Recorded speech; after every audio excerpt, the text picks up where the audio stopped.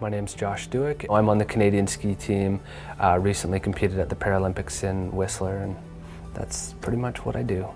Somebody dubbed me the other day a purveyor of positivity, and I thought that was the greatest compliment I could be given. On this particular day, it was a nice sunny day, it was soft and slushy out. I realized that 3/4 way up the in-run wasn't going to be fast enough, so I went back up to the very top and rehearsed the front flip that I was going to do in front of the kids and told them how to do it.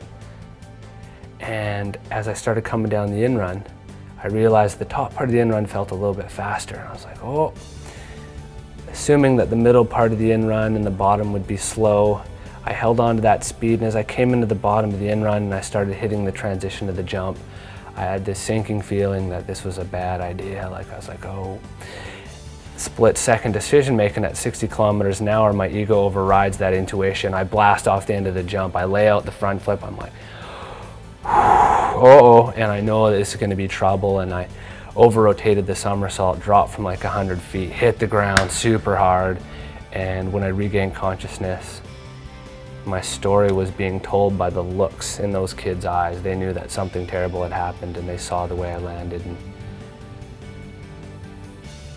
the rest is history. Well, when somebody sustains a spinal cord injury like Josh did, it's a major trauma to their body. And so there's a whole team of people that helps in the acute sort of stabilization and resuscitation and trying to do everything possible at the early stages to maximize his chance of regaining function. And then, we took him to surgery quite quickly after his injury to get his spine stabilized because we want to try to get individuals like him up in bed as soon as possible so that we minimize the amount of time they're kind of just having to lay flat in bed. So once we get their spines stabilized, we can mobilize them, and that's good for their general physiology, minimizes their chances of pneumonias.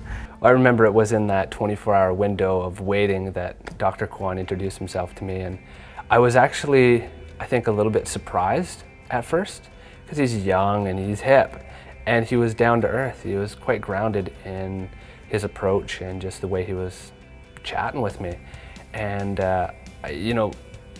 the thought process must be an assistant or one of the helpers here or whatever. And then when he really started to elaborate that he was the neurosurgeon who was going to be performing on all that, I was like, what?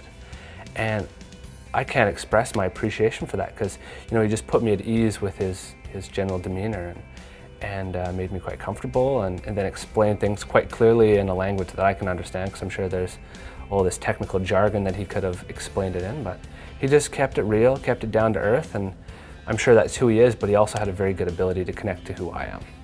Once we managed the spine fracture, the team of nurses, physiotherapists, occupational therapists, respiratory therapists, the level of expertise in amongst the allied healthcare here at VGH, specifically related to spinal cord injuries, is really phenomenal, and I think really sets VGH apart from probably most of the hospitals in Canada, let alone British Columbia. Amidst that whole waiting period, I found it pretty awesome that some of the nurses and some of the care people in there, they went way beyond, I believe, what their expectations are for their job.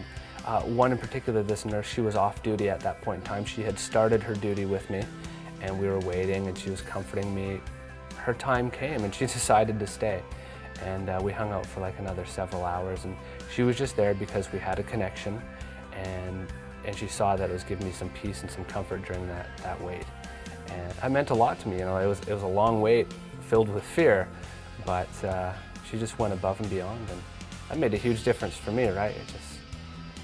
Well, I think in today's environment, it's maybe more important than ever to have the support of donors to provide for really the additional level of care and the additional level of expertise that really VGH is all about. It's going to take a community of people to offer, whether it's their time and energy or whatever kind of gift they can afford to give, to create a better environment, because you never know when you're going to be visiting a hospital. It could be a parent, it could be a child, it could be your best friend, it could be me.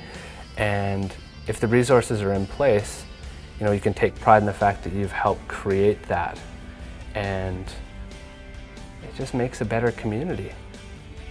You know, VGH accepts the most complex patients from around the province.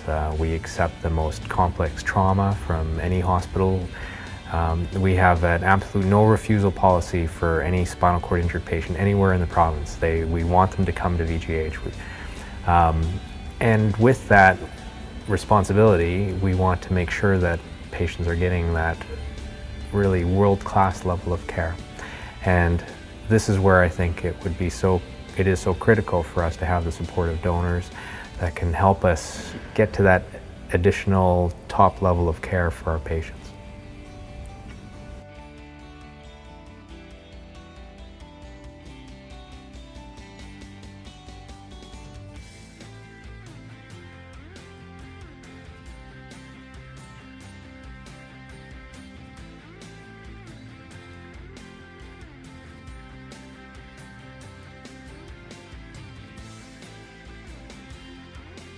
I don't even think you were a year out from your injury, and you sent me a photo of yourself sit skiing, and hey, Dr. Kwon, you know, I'm back on my feet. And I'm not sure if I sent you that update as a letter of thanks or if I was asking you for sponsorship. No, I'm pretty sure it was a thank you.